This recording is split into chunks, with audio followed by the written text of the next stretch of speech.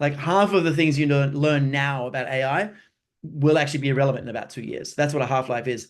And so it used to be that the half-life was maybe 20 years, then it became more like 10, then 5, and now it's about 2 years, which is really interesting. So all those skills, you're going to have to keep learning and keep evolving really, really rapidly as well. What about the other half? Well, the other half of the skills leaders need to have today are things like understanding, motivating, and developing people.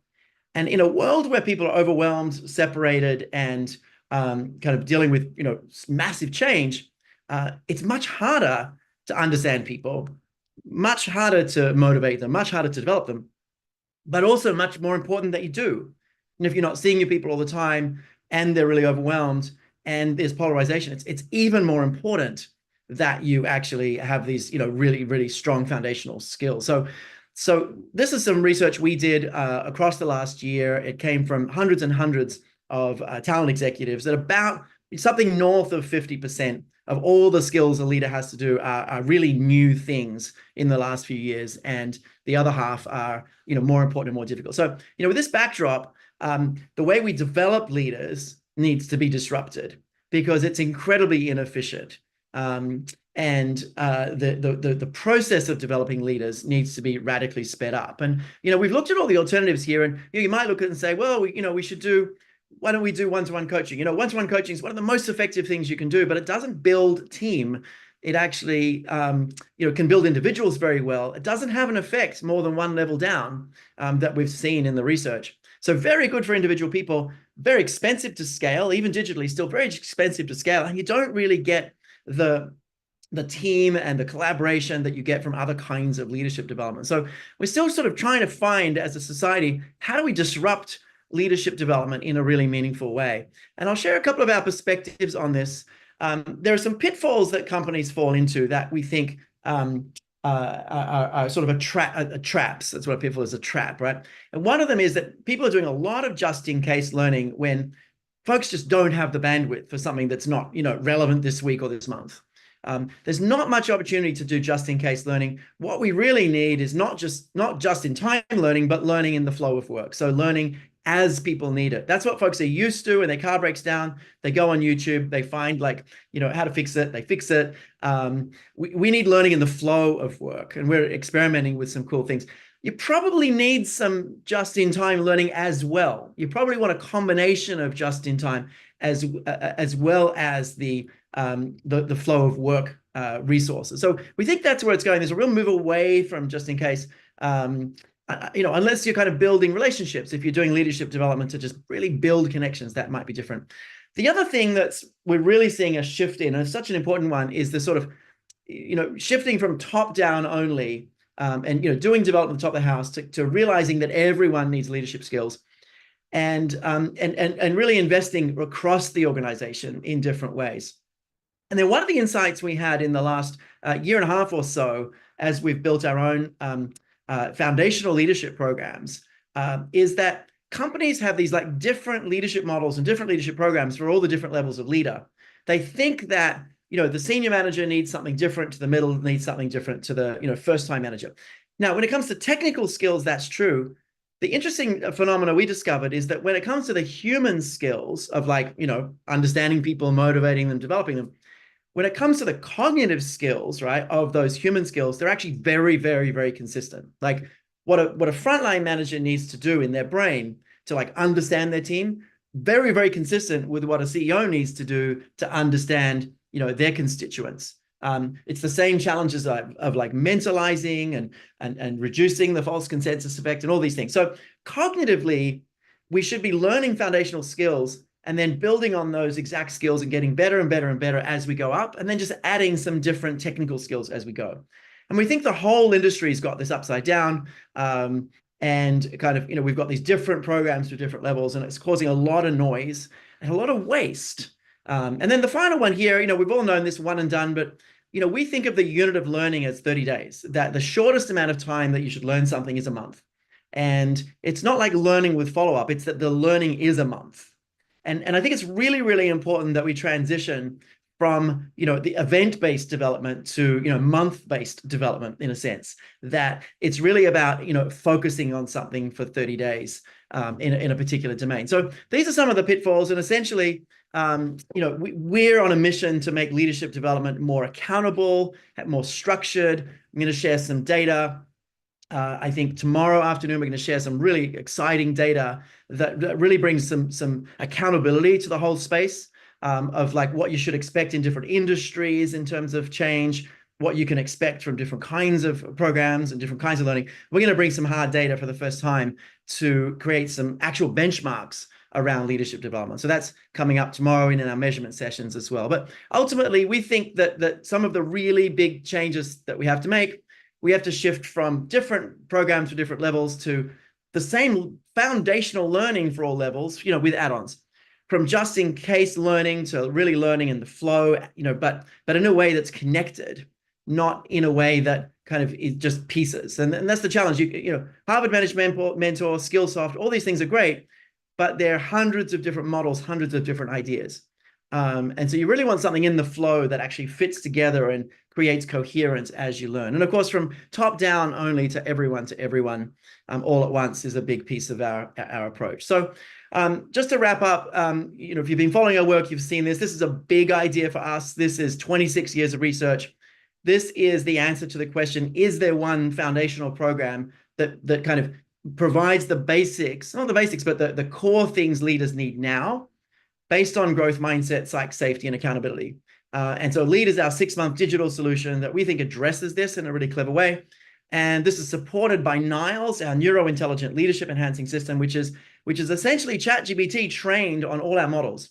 So trained both to give you insights about SCARF and SEEDS and all these good things, but also to actually coach you in real time and help you have your own insights. So we've trained Niles in brain-based coaching, which is terrifying and wonderful. And I actually use it myself quite often. So these are some of our breakthroughs happening. And I want to, I think, pause there. The big story here is that we need really meaningful breakthrough in the way we develop leaders. And these are some of the trends that we think are happening. So any comments from the panel, anything you guys would like to jump in and weigh in? Maybe Kath Vandermeer, do you want to jump in there? Yeah, I was actually really encouraged to hear about the degree of challenge for leaders today. I think every generation feels like ours is far worse than it's, but you feel that it's real, and just sort of dimensionalizing it like that and putting some numbers and dimensions and kind of reasons why it is so hard for our leaders today actually was really, really kind of stark and helpful. I think one of the things that you said that really resonated, and I can share a bit more on later, is that learning in the flow of work. That's been a really powerful thing for us. So perhaps I can share a little bit about that when I get to my session. Yeah, fantastic. Thanks, Kath. There's a data point we shared this morning from Accenture that change has accelerated 183% since 2019 and 33% just this year.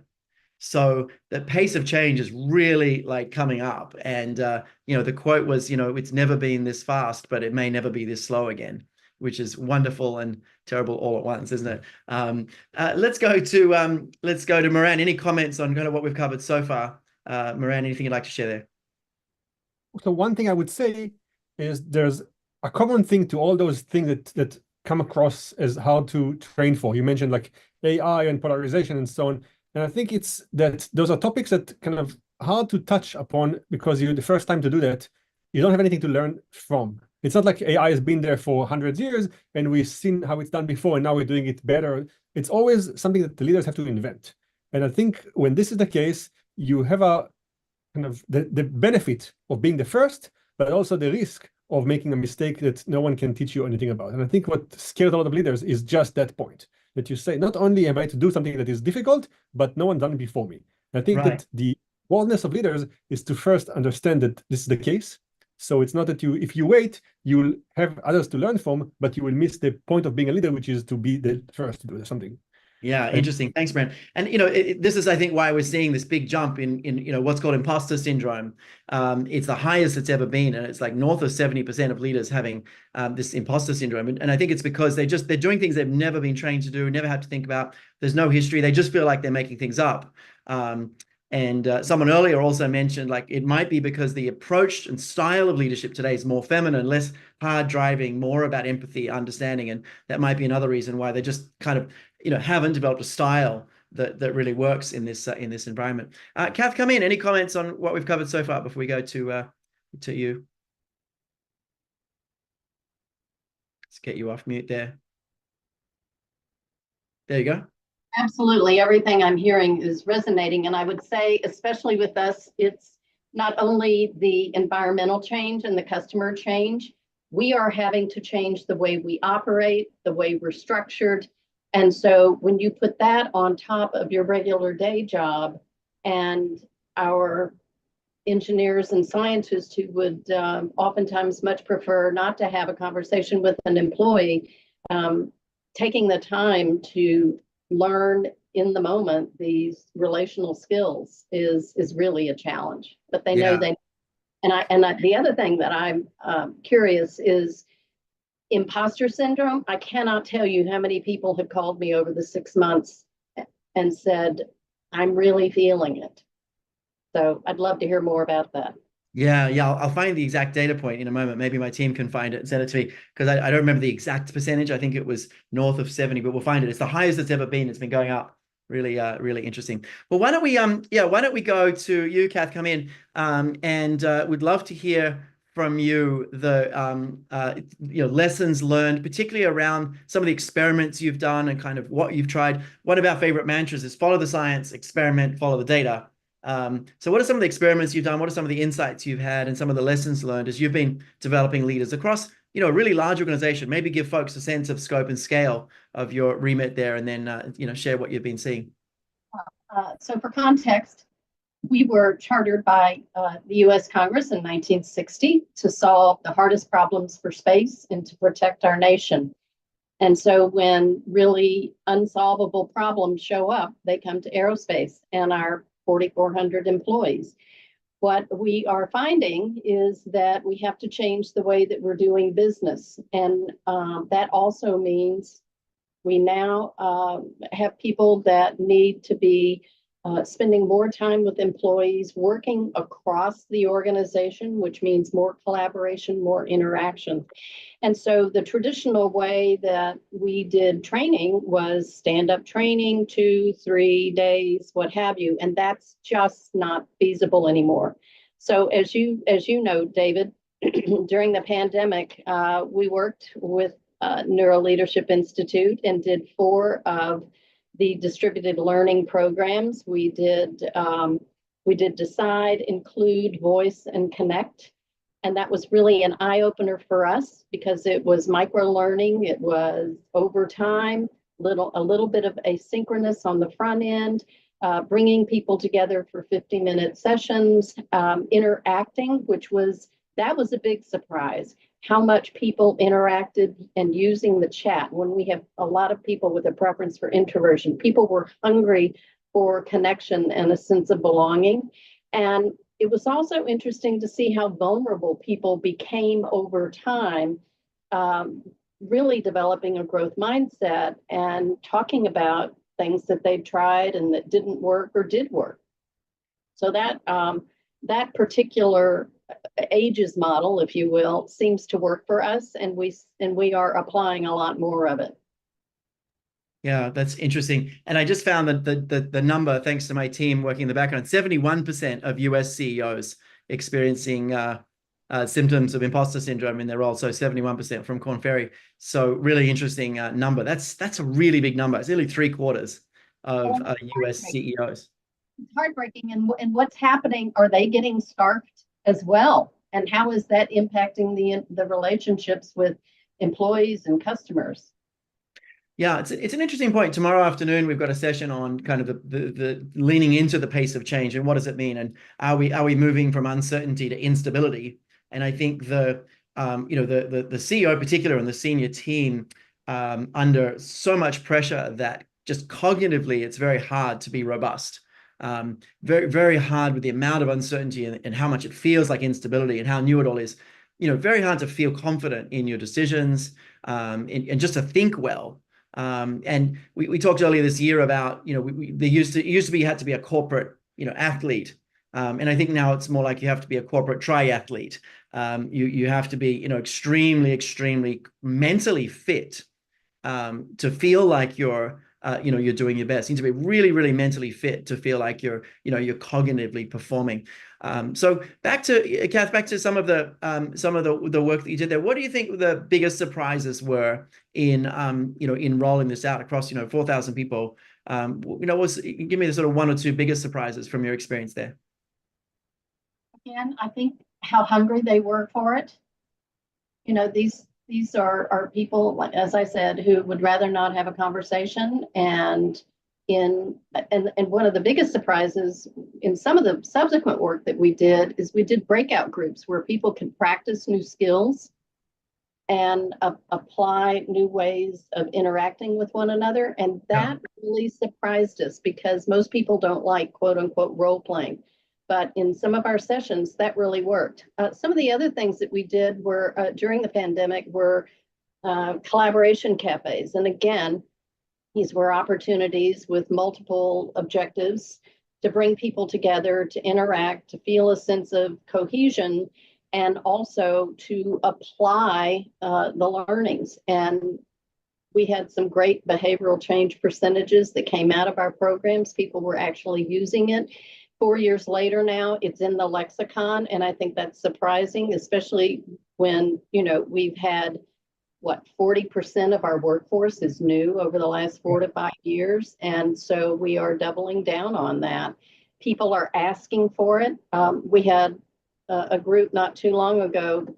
Everything's being reorganized and restructured, and this group actually came to us and said, we want some help. We realized that we have got to develop some really strong leadership behaviors, but we don't have time to be doing it in a bunch of classrooms. We wanted experiential.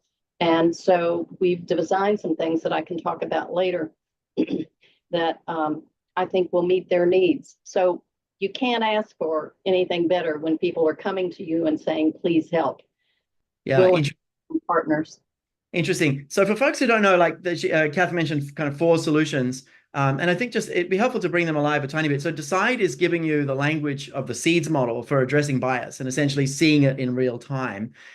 Similarity, expedience, experience, distance, safety. But Decide is, it's a really interesting framework. You start to see it everywhere.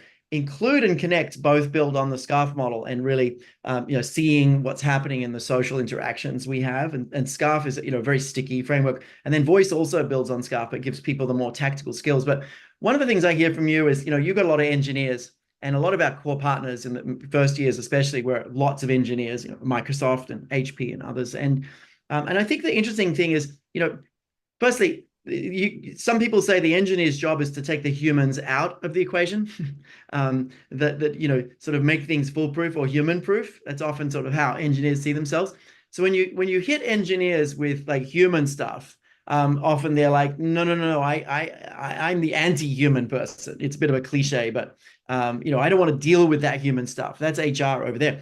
But they also love problem solving and having insights, right? And I think if you come up to engineers and just highly educated people and say, look, we're going to give you something that makes you smarter about humans, right? It's not this complex model to learn, but it's something that just literally makes you smarter in real time about why humans are doing what they're doing. What we find is they really appreciate it. And, we're blown away with how sticky, these ideas are. So you mentioned, using, like, with SEEDS, the SEEDS model. How many times a week do you think you would hear? I didn't ask this question in preparation, but how many times a week do you think you would hear either yourself or someone else mentioning SEEDS? What do you think the number is? I actually hear people not so much referring to SEEDS model, but I hear people talking about the different kinds of biases. And Right. that's really interesting. Right, similarity, expedience, and yeah. We hear SCARF a lot because we're talking a lot about psychological safety. And back to your earlier point, David, about people wanting to just solve problems and not get into the human interaction. That's changing because we have so many early career people, and we know that to be able to hang on to them, they want to rub shoulders with and to be mentored by and to learn alongside some of these senior technical people. And so that's what's really prompting these people to say, wow, I really need some help. The other thing that we've done, if you think about priorities, habits, and systems, we've got great objectives and priorities. We know what the habits are. In fact, we've doubled down on our leadership competency model. What's been missing was the system to reinforce all of that. So this year, as part of our strategy of bringing together business and the human side, is we've doubled down on those leadership behaviors, and we are implementing a process whereby when you have performance development over the course of a year and ongoing conversations, we are talking about not only what you've accomplished, but how you've accomplished it. And when that happens, people sit up and take notice, and that's when we start to see really significant behavior change. Are you willing to share the ratio? Did you double down on 50-50 or is it you may be comfortable sharing? We're not there yet. In a previous life, we actually did that, and it made a huge difference. But as you know, we have to evolve over time. So people yeah, no problem. No, I fully understand. Look, some great insights, and I think the thing with engineers and sort of technical folks generally is they love puzzles. They love discovering and solving puzzles. And I think if you can give them some science-based language that helps them solve the puzzles of humans, they start to really run with it. So let's did you have anything else you wanted to share before we go to comments?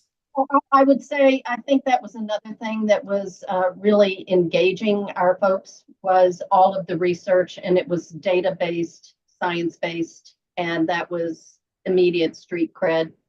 And they actually read the lengthy journals. So that was exciting. That was very, very happy.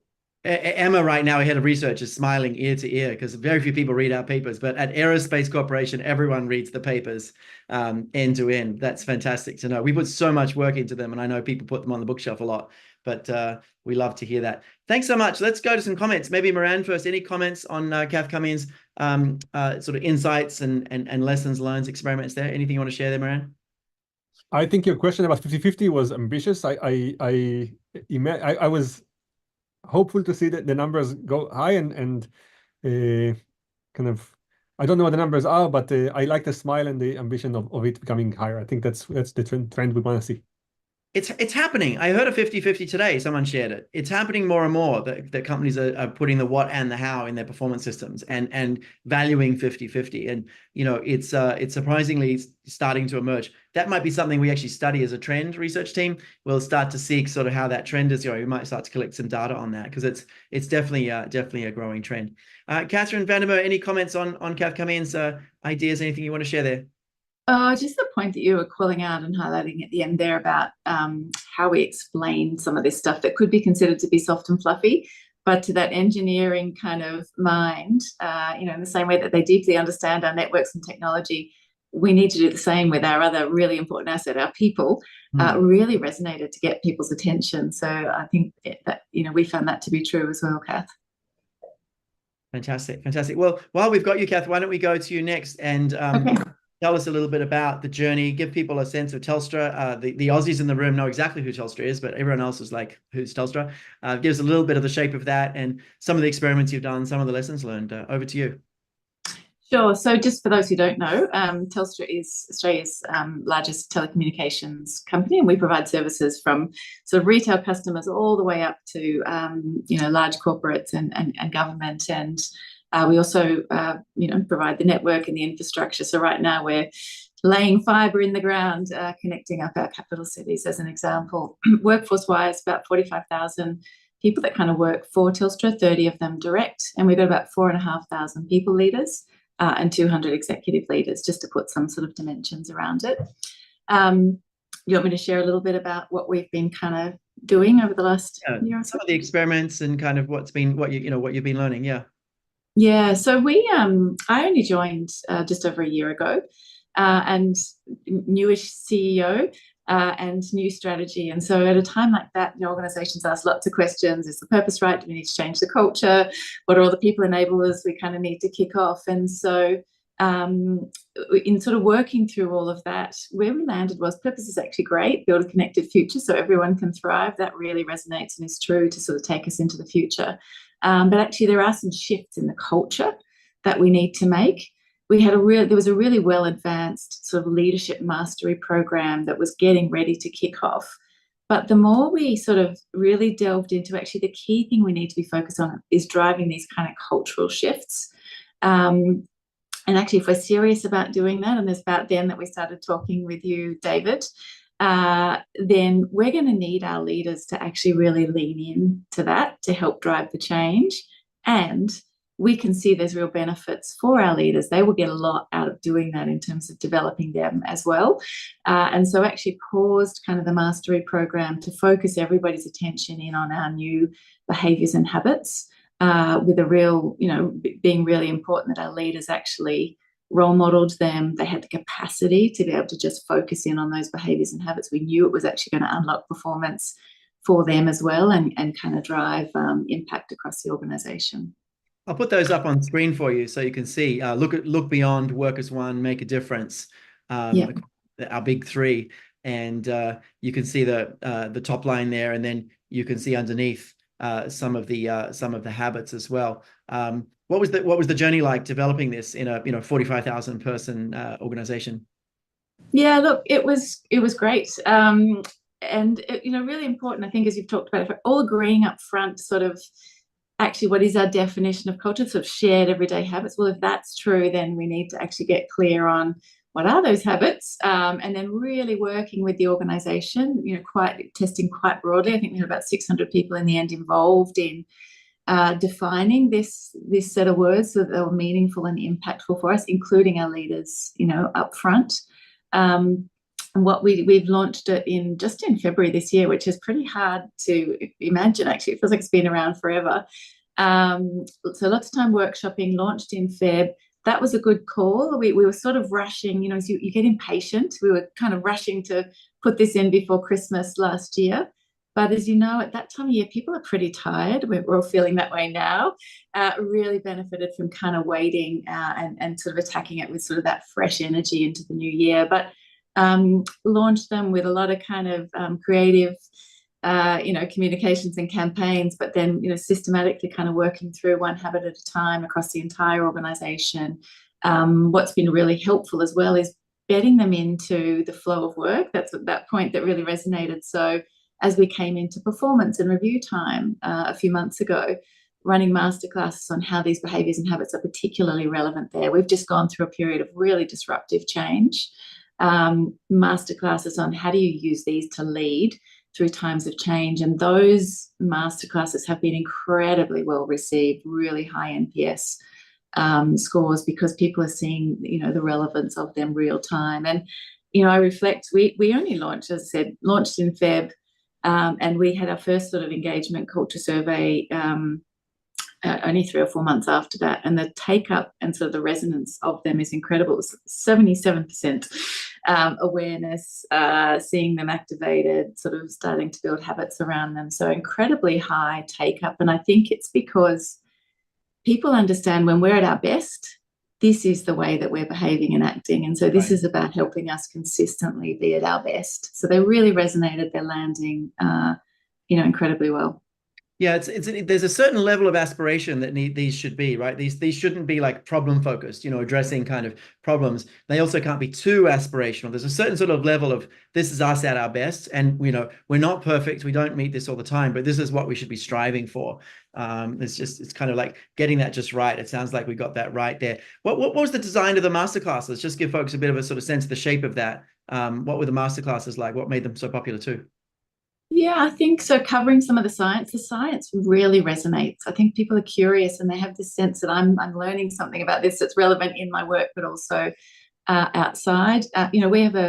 We work in a very hybrid way, and so all kind of online webinars, but designed to have lots of chat and conversation. Sometimes there are breakout groups involved, etc. So a bit of the science, a bit of the practical application, conversational, people contributing live as well. And I think it was just, they were really grounded in, okay, we're going into performance review time. How do you think about how to do that well in drawing on these habits? Yeah, fantastic. And folks, we'll have an opportunity to ask questions of any of the panelists towards the end, so we'll definitely have a chance to do that. But anything else you wanted to share, Catherine Vanderveer, before we go to the panelists? No, I think that's probably most of it. Yeah. I mean, a year in, very intentional, bold move to get these done and get these done quickly and get them in. I know they've been really well received. And to do that across a business of 45,000, a very complex business, congrats on getting that done. I know it's a really big effort. So let's go to Kath and Moran. Any comments or thoughts or even questions on what Aussie Kath has presented? I think it's fantastic that you've gotten 77% resonating with all of that. What I'm curious to know, and perhaps you don't have the statistics yet, how has it impacted engagement or retention? Yeah, a little too early to tell, Kath. And our next engagement survey is coming up actually in a couple of weeks. So I'll have to take that one on notice and share that with you. Yep. Yeah, so still coming up. And Moran, any comments or questions there? I'm curious if the management team was aligned on all things. If you had between the team, kind of everyone saw it the same way, or there were kind of points where you disagreed. No, it's a great question. And actually, that was one of the really important lessons learned on this. We really spent time with we're called CEOLT, the sort of group executive leadership team, really understanding the science, understanding why we're taking this approach to sort of develop our leaders and shape the culture, and our fingerprints all over what are those key themes, how do we want to describe it, how do we kind of bring this to life. And as a result, there's a huge degree of kind of ownership and role modeling right from the top. I actually heard our CEO in a session with the board just 2 weeks ago describe with absolute confidence and passion and conviction our approach and the impact that it's having. So that's been a really important kind of important sort of step along the way, but very aligned. And debate and challenge getting to that point, Moran. But taking the time to actually give people a space and feel like they're owning this, I think has made a really big difference. That's a good question. Yeah, there are two really dangerous questions when doing this work. One of them is, have we left anything out? Because the answer is absolutely, right? We're trying to be essential, not exhaustive. But if you show this to an executive team and say, hey, have we missed anything? We left anything out? You end up with 20 more elements, right? So you got to ask the question, have we caught the most important things here? Because we're working within what people can remember. Right. So yeah. Sorry, David, to speak over the top of you. One thing I will share is one of the habits that we've all kind of built, a lot of our teams. So we, as our executive team, we have an observer every time we come together every week. And actually they observe us in our, one of our team, obviously observing us in the meeting and reference back to this framework of how we're performing as an executive team against the framework real time in the meeting. So those things also mean that it stays top of mind for us, and we got to make sure that we're kind of role modeling and walking the talk. No, that's fantastic. That's fantastic. I and everyone else here wants to know more about that. Can you share a little more, like one click down into is it one person, different people, and rotated around. And actually what was interesting, there was an innovation a meeting ago where one of the team had all of our, because you have team members that come and present to us. After each of their sessions, sought feedback from that team on how we went against the framework. And so we actually were sort of getting real-time feedback from, our teams that were presenting to us. But typically it's just, we rotated around the team. Last 15 minutes of the meeting is dedicated to just this reflection on how did we go and what do we need to kind of be mindful of going into the next week. Yeah, no, that's fantastic. I've been imagining for about 5 or 6 years, I've been imagining an AI that you would turn on and would listen to the meeting and give you feedback about exactly what you're talking about, but also like the percentage of time spent on accidental threats and what, the phrase that generated them and all this stuff. The technology is completely there now, and a bunch of people are working on it, that you can have an AI observer. Probably no one wants to switch it on, but you could absolutely have an AI observer. We're kind of training Niles in that now in a lot of ways. So, but a human observer that's rotating, really fascinating idea, fascinating experiment. Do you find people like really pay attention and people like kind of, take heed of the observer and act on what they say? Yeah, absolutely. And we do it in my team as well, same concept. And what's really interesting too is you notice the trends over time. So, I lead people, culture and communications. And so one of our observations, and we noticed sort of after going through this, after several weeks, strive for customers.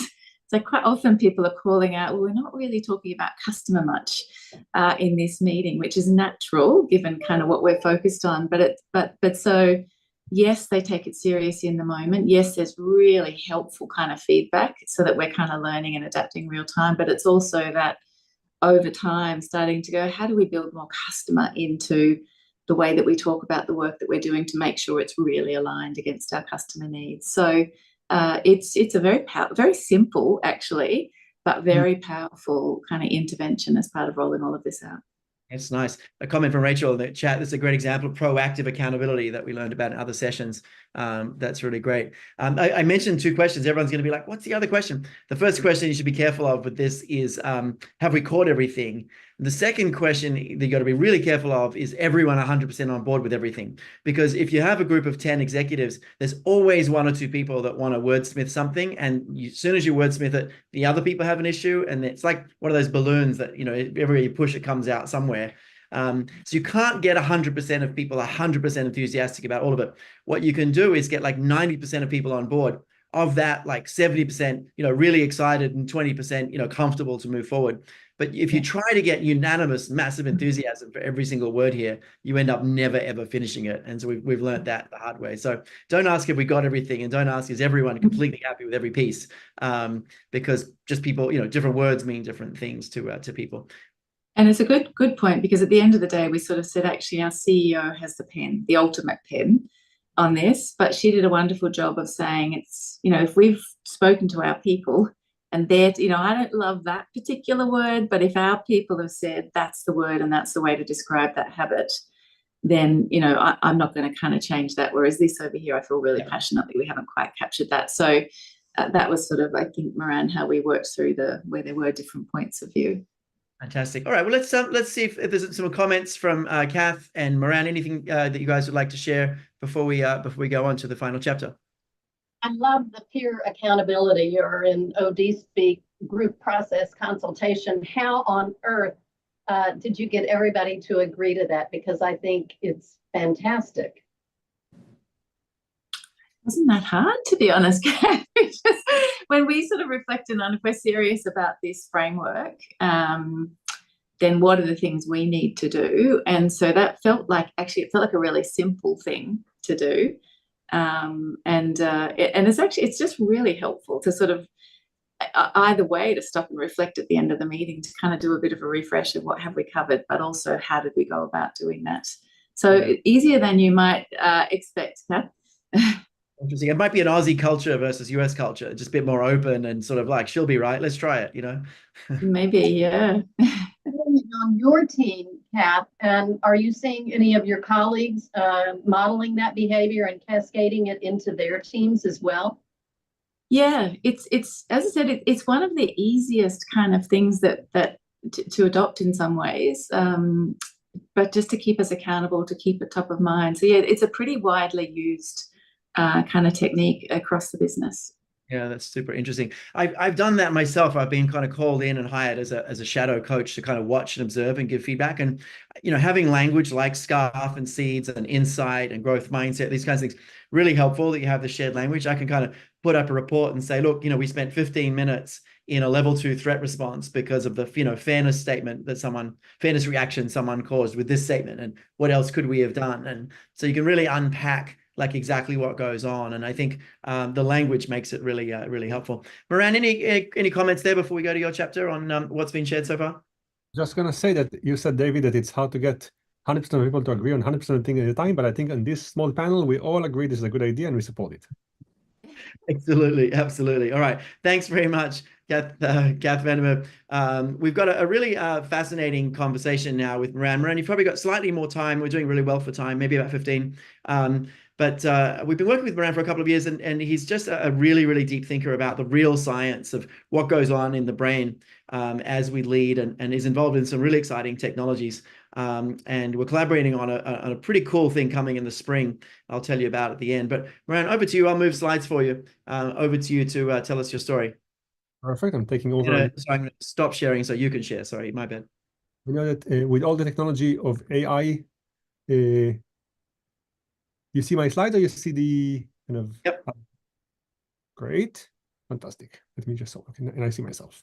Wonderful. I think with all AI moving forward, AV is still lagging behind. But we managed to do it. So what I wanted to spend the next 10 minutes talking about is some new research that comes from my lab, but from a few other labs that I think is going to be very helpful to many of the people who are with us right now in understanding how they can really change the way they do leadership and really kind of get some quantitative feedback on their performance. So that's maybe kind of I like to start by giving you kind of the takeaway. So what do you need to remember from this thing? So I'm going to start with basically the message of this thing.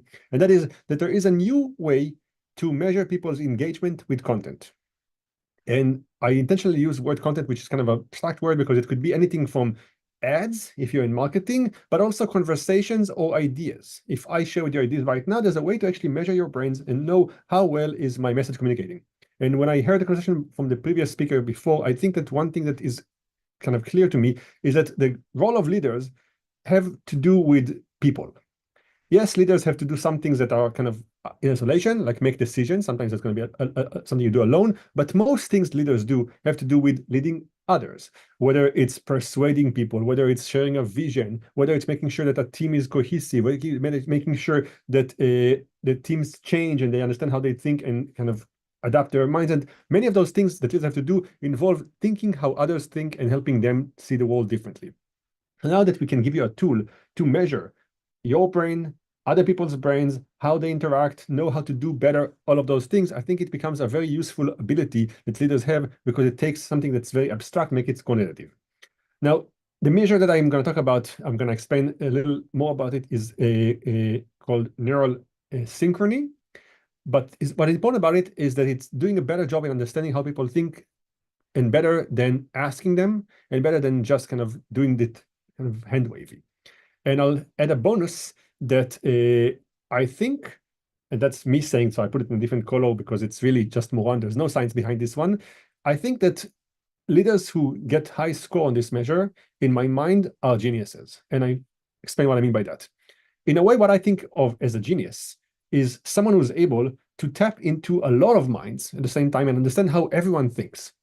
So if you think of people like Picasso or Hitchcock, or take any favorite artist you want, in a way their genius was that they were able to sit in their small atelier in Spain or in Paris by themselves and somehow draw something on a canvas or cut something in an editing room that without seeing you, they knew would impact you in a certain way. They could imagine how your mind works and know how to navigate it and make you scared in some moment and emotional in another one. They knew how you would think years after they pass. Hitchcock is no longer with us, but still somehow his movies work the same way. And leaders or people like that are in a way geniuses in that they are able to do something that resonates with lots of brains. And in doing so, the measure I'm going to talk about is a measure of many brains and how they respond to one person's message. So here is kind of a very basic understanding of how brains work. We come equipped from the moment we're born with some mechanism that is social. As in, as soon as we sit in a room with other people, our brains tend to synchronize. I'm going to show you a nice video that, to me, illustrates that from my nephew when he was less than 1 year old. This is a movie of a lot of kids sitting and watching a teacher speaking. They don't understand language. They have no sense of the words, but they somehow all know to look in the same direction. They all know that there are moments that they should kind of expand their pupils. They all know that something interesting is happening at this moment, not in that moment. They respond to sound. When a new kid is going to join them in a second, you see that the new kid wasn't there before. Immediately when they sit down, they know where to look and they know what's happening. Somehow, even though we don't understand the words, there's something about content that aligns brains. And so if we can measure how brains align, we can know how good a leader is in communicating and helping others do their job. So what we're looking at is a way to study brains such that I'm going to look at my brain and your brain and see how similar they are. And the more synchronous the brains are, the better you are in being a leader. The analogy that I like to look at is that of multiple metronomes that start in different kind of temperatures, you want, or we call it rhythms, different kind of movement, emotion moments, but because we see the same canvas, which is ideas, they quickly align themselves. A leader is the canvas. His or her job is to somehow act with this entity that aligns all of them and makes all of the teams. And your sound is, because you're playing music, your sound is hard to process. Maybe turn the audio off. Thanks. I'm going to turn the audio off on the next ones. Maybe explain that again with that with because we couldn't quite hear it over the TikTok. I think if you didn't hear me, what you're supposed to have learned from this TikTok is a leader acts as this canvas that aligns everyone else. So all brains start differently, but somehow there's bedding that knows how to do it. And the role of leaders is to be that machine that aligns the brains. Nice. I found many examples in science, and I'm going to show you one or two quickly that show that the study of synchrony has been instrumental in understanding how people operate. There's a really fun activity I learned about in the process of doing that, which is a sports done, I think, in Guatemala every January 1st, overnight between 31st December to the January 1st. People get together and they walk on ashes, boiling ashes, but not just walk on ashes, they actually have to carry someone on their shoulders. And it turns out that if you measure the heart rate, the brain waves, all kinds of physiology of the person walking on the ashes and the person being carried, they're very much synchronized, as in I'm being carried by you. Still feel the pain that you're feeling, even though all I have to do is just sit on your shoulders when you do that. And in fact, it's not just limited to the people who are being carried, it's also true for the people in the front row watching the person walking on ashes, and it's also true for their family members. You find their uncle or their aunt in row number 7, they somehow resonate with the person. That's leadership. You do the hard work in a way, or the risky thing, but somehow you manage to carry with you an entire team.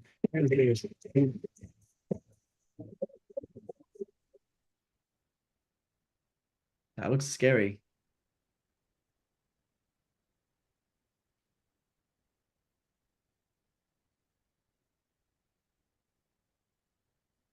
Okay, and I just put here a number of other papers that kind of speak to the same thing. If someone holds your hands when they deliver a baby, it's less painful and they feel your pain. There's all kinds of measures of performance on theater that people seem to be very scared of being on stage. They feel better if they can align their breathing with people before, and many other things. Okay, so now that I said that, what is the measure? Effectively, what we do is we put 2 brains under some machine that measures activity, and we see how well they synchronize. I'm saying 2 brains, but it could be 5 brains. It could be the entire board. It could be you and someone in your team that you feel don't understand you, and you try to see how they see the world so I can see how they are. It could be couples, husband and wife, who might really don't agree on some topic, and you want to see where is it that when I say something, you hear it differently, and how can I say it so you will hear the same language? So leaders benefit now from this new metric that we call cross-brain correlation. It can be measured using fMRI, which is what I'm showing here, measured using EEG, which is what I'm showing here. It doesn't really matter what the tool is.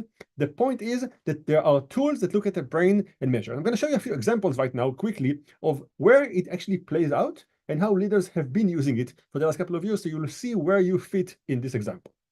You put something on the head and you measure, and you get a readout of how similar 2 brains are. So we tried one thing in the beginning just to see if it works, which is to look at movies. We looked at movies that are typically made to be a shared experience. You have 100 people showing up, they all sit facing the same screen, and even though you don't know each other, you kind of all laugh at the same time, cry at the same time, get shocked. So it's a perfect experience where people tailor it to be shared.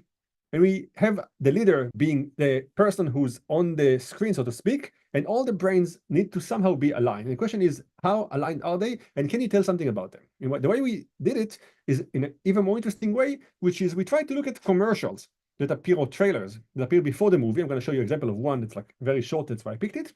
And I'm going to show you a yellow line that's kind of going to traverse. The higher the line is, the more the brains of everyone in the room is similar. The lower the line, less similar. And the assumption is that if I'm good in speaking right now, so much so that I'm kind of communicating really well with all of you, then all of your brains are under my spell. I could take over your brains. So your brains, whoever you are, old, young, hungry, tired, full, and very awake, doesn't matter. You're in Australia or you're in the US, different mindsets. If I'm really good in communicating, then somehow I take over your brains. So if someone measured all of your brains, they're going to look very similar. So the yellow line, the higher it is, everyone's brains in this movie theater, similar. The lower it is, not so similar. And the thing about it is I don't have to ask them any questions. It's happening in real time. So what you're going to see is how the line moves as the movie progresses. And you're going to see that there's some moments that make the brains similar and some not so much. Let's look at it.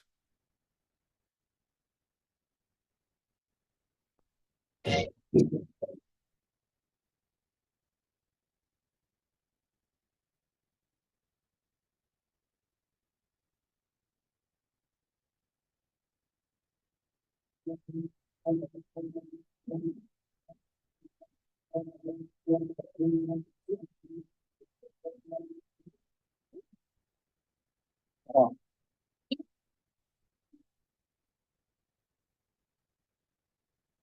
is a commercial for Coca-Cola that appears before every movie in AMC. And if you look at that, you actually see very little. This yellow line kind of stays at the bottom. It seems it's not really engaging. And you might say, well, I don't know. It doesn't seem like there's a moment here where all brains were very similar and all. It's kind of like up and down, but very flat. And here's where the magic happens. We told the computer, take this data, which has, so I don't know, 200 people sitting in the same room and watching a movie, and try to break it into groups of people that are very similar and groups that are less similar. And what it came out with, without us telling it anything, is men and women. So the machine by itself, just by taking all the brains, said, seems like all the men have similarity in brains in certain moments that the women don't have. I'm going to show you now the same data, but now I'm going to break it into two lines. One corresponds to all the men in the room, one all the women in the room, and try to see for yourself if you can tell who is who. We couldn't hear the sound that time, Moran. I don't know if you can fix that.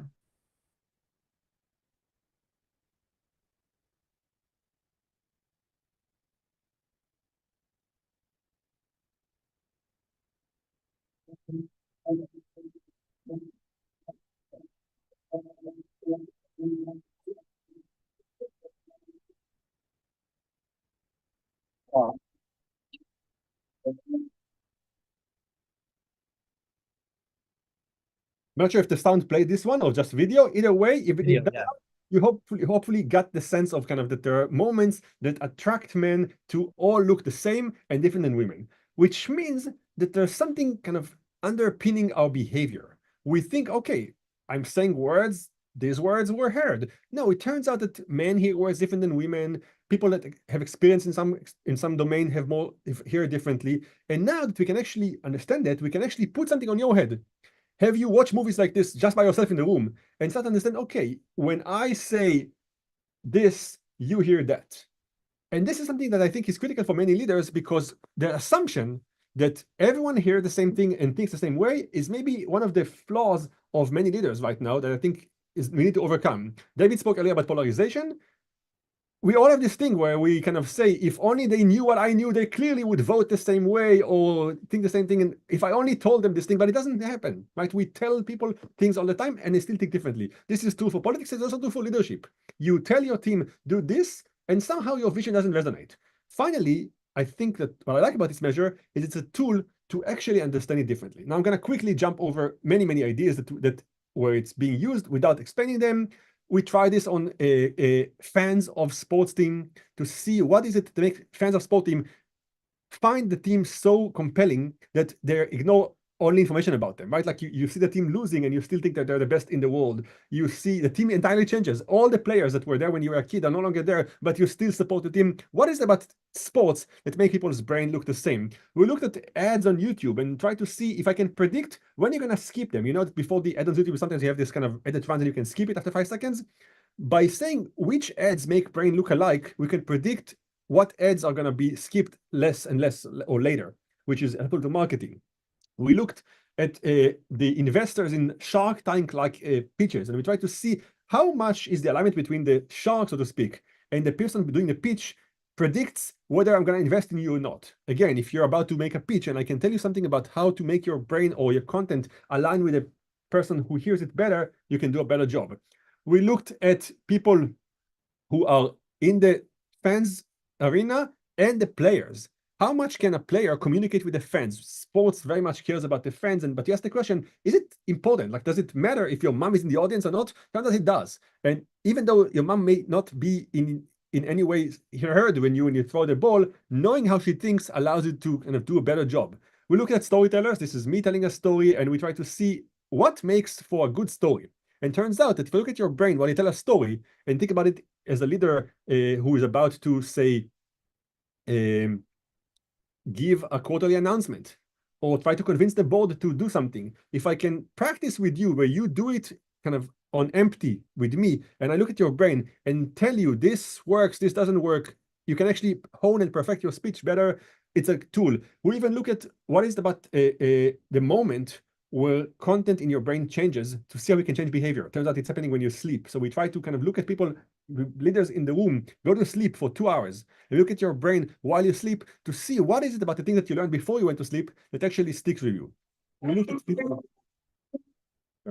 at people who perform versus the audience, and to see kind of what is it that make people enjoy a performance much more. We looked at politicians, of course, and to see what is it that make people love or hate a politician. And we look at topics that are very kind of polarizing, like climate change, to see how come some people quickly hear an idea and support it, and others hear the idea and go the other way around. Basically, all kinds of ways to see our communication. Finally, we looked at teachers and instructors to see what is it that makes message resonate.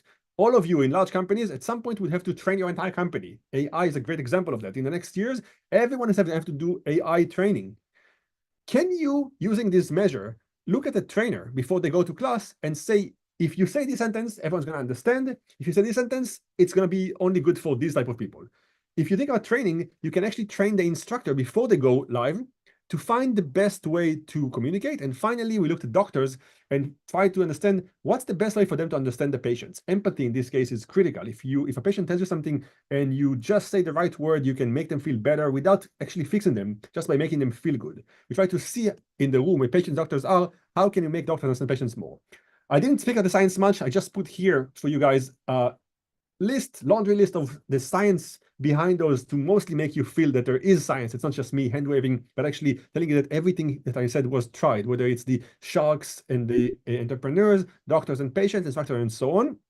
And I'm going to end by saying again, what I said in the beginning, it's a way that's very concrete to help leaders know that something that is in their mind gets into other people's minds. Whether it's a content, an ad that you're about to launch, material that you're about to kind of teach your company, or a speech you're about to give. If you're about to persuade someone, it's a way to know what is it about your vision that resonates with more people in the other group. And if you have a pitch, how to make sure that it really gets into other people's minds perfect. One of the things that we love to do is take an entire team, a board, or a full team that needs to work together, and actually give you a score to how much there is shared reality in the team. How much do you automatically see the same thing when someone says something? Or the opposite, diversity. Sometimes you want a team that actually thinks differently. If you have to have creative ideas, you want to make sure that everyone thinks about the same idea differently. So we can now give you a score. By looking at the brains of more than one person, we can say, all together, you guys are the Ferrari pit stop team. I can just move my hand and you put the scalpel there right away without me having to say something. Or the opposite. When I say, let's do this, you think something else, and it's allowing you to get a creative idea. And thinking still about teams, it's a really good way to measure empathy. Empathy is kind of this magical thing that we think we all want to have, and leaders particularly should be good at. Now we can quantify that by actually showing you movies of different emotions that we know should elicit emotion A, B, and C. Look at your brain and see whether you respond the way the normative response would be or not, and tell you, you have a good understanding quickly of this emotion, bad one, and this emotion. And if you just pay attention to this thing, you can do better in understanding this type of person, this type of event, and so on. So the summary would be, we have a way to give leaders feedback on brain function, which helps you develop leaders, and give leaders all kinds of tasks that will actually get them exposed to encounters that they might not have normally, naturally, to various scenarios that allow us to map your brain to other good leaders, so you can see how you compare to them, and also maximize your ability to resonate with others using a measure of you versus your team. I'm going to stop here. Fantastic. Thanks, Brent. I can see Kath and Kath both making lots of notes, wanting to ask you lots of questions. We're going to go to that now and hear some of their comments, and then we'll have time for questions. We'll have a good 5 minutes or so for questions from the audience. I can see some questions coming up there. I'll just say we're super excited about collaborating with Moran on what we're calling a C-Suite Brain Lab in the fall in New York, where we're designing 4 days of activities to actually give leaders real-time feedback on what their brain does and get them practicing new behaviors and in real time over 4 days in the city here, really learn about their brains in some really deep ways. So excited. I'll put some information up about that shortly. My team can put in the chat, but excited to kick that off with you, Moran. It's been a great journey. So let's hear from Kath Vandermeer, first of all. Any reflections, questions, comments? Fascinating. And actually, it was interesting that you went to empathy right at the end there, because as you were talking, I was thinking, have you cracked a way to actually measure empathy, because so it's fascinating. And I was sort of thinking, what do you do with it? And is it more about the words that you're using or the way that you're presenting that kind of creates that connection? And maybe it's a bit of both, or have you learned anything about kind of what the key drivers are? So the answer, of course, would be all of the above. Yeah. Communication is a rich thing that has to do with the gestures you make, the room you set everything in, the words you use, and so on. And sometimes for the same room and the same words, you get different responses for two people because they come equipped from home in a different mood. You come angry to work, and I say the nicest thing, and you snap. And in a way, being able to know that the same message might yield different outcomes is one of the things that we want leaders to learn. That you basically practice saying the same things again and again, giving the same speech, and sometimes it works, sometimes it doesn't work, even though it's the same content, it's different output. Communication is a two-way street, and you can be amazing at that, but still fail because the other person doesn't speak your language. So what we teach leaders is basically how to quickly use the feedback from the world to know how to pivot. That's fascinating. Yeah, that's super fascinating. It reminds me of to some degree of like kind of what the scarf model does. Like you can imagine going to say something and go, oh, that's going to create a status threat. If I say, why did you do it that way? It's going to create a status threat. And you can kind of, recalibrate. But this is giving you real-time data about whether people actually resonate with what you want them to resonate with. It's such a fascinating area of research. Kath Vanderberg, any other comments before we go to Kath come in? If I get one question, I would say that when I do it with leaders occasionally as a kind of as subjects, not once, so every time people are surprised by saying, I did it and I know it works and so on. Why did not give the response? I think that just having a feedback from doing something you feel always worked and suddenly getting to see how the other side sees it is a really instrumental lesson for everyone. Real data. Yeah, to me, this is the intent versus impact conversation, right? Intent versus impact, and people actually seeing their actual impact in real time with data. Really, really super powerful. Kath, come in. Reflections, thoughts, questions. Fascinating. Same word Kath used. My question is, a person shows up with a group and shows up one way and use certain words and it resonates and all of the measures for neurosynchrony are there. What about the times when it doesn't? Do you then teach people how to read the room, so to speak, or to alter their behavior? I'm curious about that because you're really creating these feedback loops with different groups or individuals. So I'll say the following first. People benefit a lot from just getting feedback, even if no one says how to do it better. If I just tell you, you do something and I give you a score that's objective, people already find it extremely useful because they get to experiment themselves. So they do something that they think is a 10 and they get a score that's a 7. And they say, you know what? I was always thinking it's a 10 all my life. I never tried to change that. So now that I get a 7, I'll try something else. So step 1 is just the feedback is extremely helpful. Step 2, indeed, is we try to kind of have them, so to speak, try different things. And we say, try this and maybe it's going to be going up. Yes, went up from 7 to 8. Seems like it's working. But I think that from my experience with leaders, they spent all their life being coached and taught and so on. So they know how to change if they just get the feedback that says this worked, it didn't work. Oh, that's great. That's great. Any other questions? Kath, come in. Can anybody game the system, Moran? First of all, we do with a scientist as a way to kind of see how people respond to challenges. We sometimes really kind of game the system by saying, we're going to intentionally give you feedback that's going to make you think you're less good than you are to see what can you do. So when you do something good and we say, like, you didn't do as good as you thought you were, people come up with new things. And what we actually are interested in, not really what you came up with, but how you kind of respond to a moment that is not you think you're doing something good. And for whatever reason, we tell you didn't poorly, we'll see how you respond to that. And that's something that's interesting for many leaders to kind of get feedback that they're not used to and seeing their new agility to that. Oh, that's great. That's a great question. I have a really, really important question, Moran, from about half the audience. And that question is, which was the men's line and which was the women's line in the ad? The scene there where the guy becomes very kind of aggressive and plans the thing and so on, generated with a lot of men a similar response, which is some kind of excitement or I don't know, we call it approach versus avoidance. They were very much approach oriented towards this aggressive moment. So yeah, the men were the ones with kind of high peak in the dramatic scene. That's great. That's great. So we've got time for questions. We got about 5 minutes for questions, and folks, it can be on Moran's presentation. It can be on any of the conversations we've had. So please throw some questions in. We'll try to keep the answers, pretty short. A couple of quick ones from Moran for you. One is, does it need fMRI? Does it need complex machinery, or are there simpler ways to, is there an iPhone app we can use or something? How do we measure synchrony simply?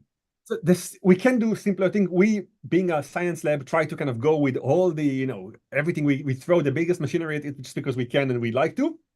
It works very, very kind of perfectly with all the machinery.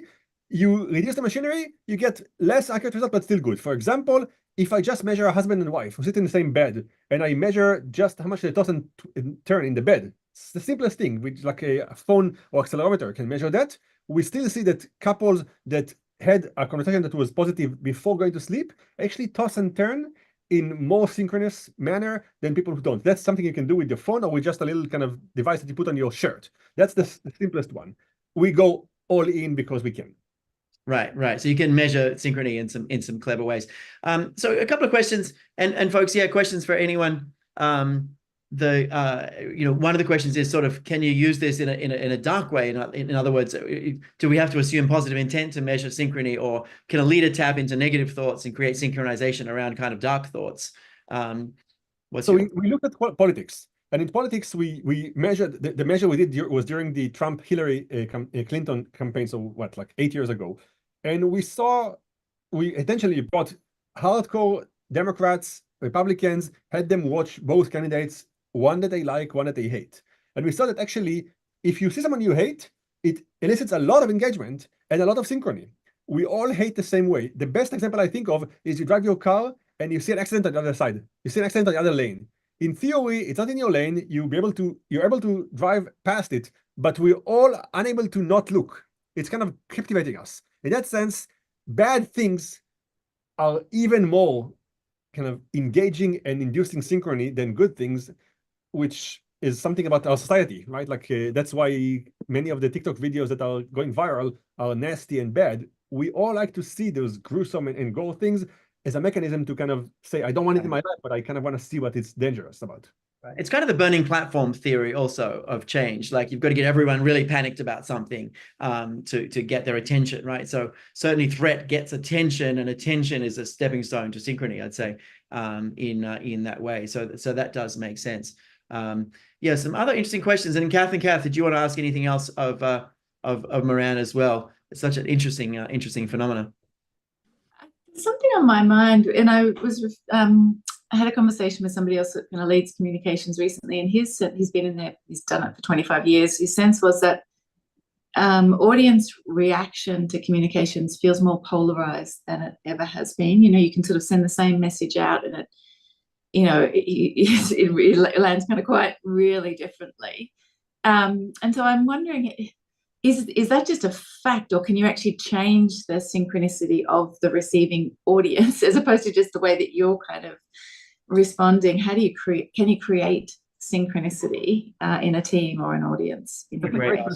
I didn't mention that, but I'll tell you right now, since you asked. We are playing right now with exactly that. So you're saying one thing is to kind of have a person come, we measure them, we measure their team, and we just give you a score and stop there. But another thing is to make synchronicity. Like you take a team and you want to make them. So we're playing right now with exactly that, not with neuroscience, but actually with various classical tools out there. So example would be, we bring two people who work together, and we have them watch a movie that we created intentionally to be a kind of confusing. It's not clear what's happening in the movie, like who's the bad guy, who's the good guy. You watch 5 minutes and we measure your brain activity while you watch the movie. And we see that you're kind of all over the place. You don't see the same thing. And then we have you spend 5 minutes talking about it and come up together with a story. And we tell you, speak to each other. And we see that after you spoke for 5 minutes, if you watch the same content and look at your brains become a lot more aligned. You start seeing the same thing, you get scared by the same thing, and so on. So the classical, not surprising answer is, if you talk to someone, you become closer to them. If you hate arguing with people on the internet, try meeting them in person, you're gonna like them more. That's kind of, but more than that, we see that there are moments and words that are triggering and kind of create this thing. For example, words that are extreme, like always and never, are distancing words. If I tell you, you always are in, say, a conflict, think of a husband telling a wife, you always do this thing, we learn that it's problematic in two ways. First of all, it makes a view seem like a fact. If you're always that, then it's kind of like a natural thing. And so there's some words that we know, and also it makes it feel like you can't get out of it. So we learned that there are words that kind of induce conflict versus induce aligned brain. We learn that there are type of people that if you bring them to a team, they just automatically make all the team look the same. So we kind of find those people and we say, in every team, there's a person that no one knew, but if she or he are in the room when there's a discussion, it's more likely to converge. We start to go there with the aim that you just asked, which is how do we make teams converge on thinking? That's fantastic. Speaking of converging, we do need to wrap up there. We're going to go to the close for a few minutes. Moran, thank you so much for joining us. I'm super excited about the C-Suite Brain Lab that we're launching together in New York. You can see the dates there, and I think my team's put that in the chat. They can put it again if you want to grab that link. But it's going to be really fascinating. I'm looking forward to learning about my brain and all the things I don't know about it, and getting better at communicating and creating synchrony. It's going to be fascinating. Kath, if you want to join us, come on over to be part of it. It's going to be quite something. But Catherine van der Merwe, firstly, thank you for getting up early in Australia tomorrow. Thank you for letting us know Australia that tomorrow is healthy and well. And appreciate your comments and ongoing partnership. And thanks for being here, Kath. Carmen, thanks again for your ongoing collaboration and thoughtful comments as well. Brand, thanks for being here. We'll let you guys jump off, and going to hand over to Erin to take us through some closing thoughts of day one. So thanks so much, everyone, for being here, looking at disrupting leadership. Take care. Bye-bye. Thank you so much, everyone. And thanks, David. I'm going to share my screen really quickly. We won't keep you for too much longer, I promise. We just want to make sure we share some of the insights that came out of day one. David, can you see my screen all right? Yeah. All right, perfect. As a refresher, my name is Erin Wickham. I'm a director of client experience here at the Neuroleadership Institute. And the main focus of our closing comments are to share the insights we have learned from day one. As I mentioned at the top of today, we have had our Neurointelligence Leadership Enhancement System, aka NILES, running in the background of today's sessions, and we were able to pull out 5 highlights. So what you see on the screen here is kind of the headline, and I will read some more information. But what we've learned from today is that the SCARF model takes center stage. So multiple sessions explored the SCARF model's application in various contexts. So navigating threat, enhancing trust, and tailoring support for neurodiverse individuals. Sessions highlighted its role in managing social needs and creating a psychologically safe work environment. The second one was growth mindset fuels social progress. So the leading DE&I through change session emphasized the importance of a growth mindset in diversity, equity, and inclusion initiatives. And this includes embracing mistakes, fostering continuous improvement, and viewing challenges as opportunities for learning. The third one is both from leading DE&I through change and from a few of our case studies, but understanding that biases help us build trust with one another. By openly discussing biases and promoting awareness using feedback tools, we're able to highlight key strategies. And if we orient those strategies in the SCARF model and in our DE&I practices, we can build a better trust system and psychological safety in the workplace. So this builds a little bit on insight number 1. But what we want to make sure we're doing here is managing threat, addressing social needs, encouraging open communication, and fostering inclusivity. And then I just had to double check if I had 5 or 6 bullet points. The last one we have is from our trend and culture and leadership session, where we introduced the concept of ambidextrous leadership, which refers to the ability to lead effectively both in stable and in dynamic environments. So David, any kind of thoughts on the insights we've pulled from day one? Yeah, I mean, so Niles went to every session, right? Niles can do something we can't do. Niles has no FOMO because he or it literally was at every single session today and pulling together the insights. So part of this is going to be based on sort of the amount of programming also the programming choices, because we had multiple sessions on SCARF, for example, today. So part of it will be influenced by that, but just amazing that it could get to every session and actually pull the insights out from all of them. Now you want to make sure you have Niles or something similar at every conference you go to find the insights. But that's really, really awesome that we were able to do that. So thanks for your support there. Look, my big insights, I spent most time in the opening and closing keynote. I dropped into a lot of the other ones, so I can't do what Niles did and find the patterns. But I think the biggest insight that jumped out for me is just, how much impact the work really has, in a real tangible way. And I think we heard that from a number of sessions, that, the real stories of impact. I know tomorrow we've got sessions on measurement. We're going to show you some really amazing data that we've been able to pull out of our huge data set now. And I'm super excited about the data, but I think the stories today combined with the data are really the interesting thing. So just an amazing first day. Congrats and hats off to the team behind the scenes, who are all in different parts of the world. The whole team running this are literally in different parts of the world, kind of collaborating, pulling this together. There is no central room where everyone is. So just great first day, touch wood, to pull this together. So back to you, Erin. Yeah, excellent. And good point about the team. There's a massive team behind the scenes kind of working all in our own homes in different locations to make this work. And then special thank you to our speakers too, who are also joining from all over the world.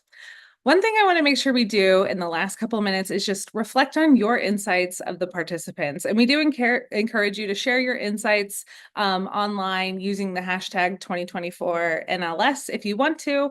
But I want to bring the Eureka Scale back on I want to say camera, but it's screen.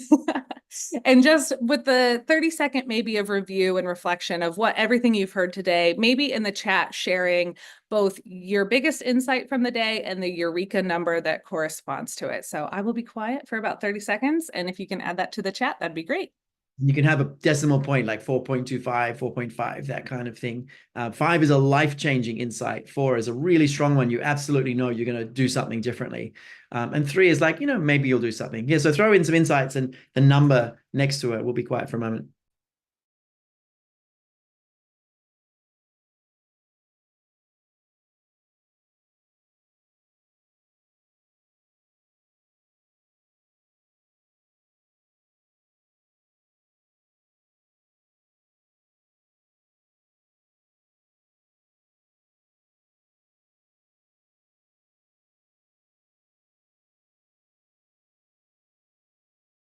I love seeing all these 4s. We've got a couple 5s. And if anyone feels like sharing their particular insight, we welcome that as well. But numbers are great too. Yeah, it's a great measure at the end of any kind of learning experience. 4, it means that you've got a commitment to doing something differently, and almost certainly you're going to do something differently, something meaningful. A 5 is something you're going to remember for probably decades, like a really, really meaningful insight. So thanks everyone for putting some comments in. Some good comments coming in as well as the numbers. We'll give folks a moment to do that. Proactive accountability. Yeah, I'm curious. Proactive accountability is a really, really meaningful idea for us. We spent a long time trying to find the right language and develop the model. And we're psyched about the research explaining all the steps so cleanly and clearly. So proactive accountability, definitely a big one for me. Fantastic. And Sarah, going to structure a different change plan based on what you learned today. Yeah, some fantastic insights coming in. Brilliant. Well, thank you all so much for sharing. I do want to just showcase our schedule for tomorrow and call out there was a slight change. The first breakout at 12:45 p.m. Eastern, we have lost a session there, so there'll just be 2, but the rest of the schedule should be totally the same, and it has been updated in the platform as well. So we shouldn't have anyone going anywhere that doesn't exist, fingers crossed. And as a reminder, this is a global summit. We are about to hand over to our team in Sydney, Australia for a number of sessions this evening. So feel free to stay on if you want to watch those. And in the morning, we will also have sessions out of our London office as well. But just a quick closing comment before you do. Can we put in the chat, maybe I'll find it, but we are live streaming the opening keynote tomorrow, and it is such an awesome session. I think it's our most kind of biggest breakthrough session in a long time, and it's literally about creativity, insight, AI, and the brain. And I'm going to put a link in the chat to a short link. You can post this, you can share it. People literally for free can come in and watch that session. It's such an interesting, it's just such an interesting one. Here's the link. So feel free to grab this, share it around, put it on social. It's going to be about neuroscience, insight, creativity, and AI, and how to kind of do AI really just right. So that one, and then the closing session, Thrive Through Uncertainty, those two we're going to live stream, but that's the link directly for that first session. It'll be live streamed free on LinkedIn in the morning at 11:15 Eastern time. So there's the link there again. Thanks, thanks, Erin. Thanks very much, everyone, for being here. Erin, any closing comments? Back to you, so I don't have the last word. Oh no, that was all. We thank you all for being here, and we'll see you tomorrow, unless you're staying on for for the evening shift. Absolutely. Thanks so much, everyone. Thanks for being here. Thanks to the team behind the scenes. Bye-bye. Bye.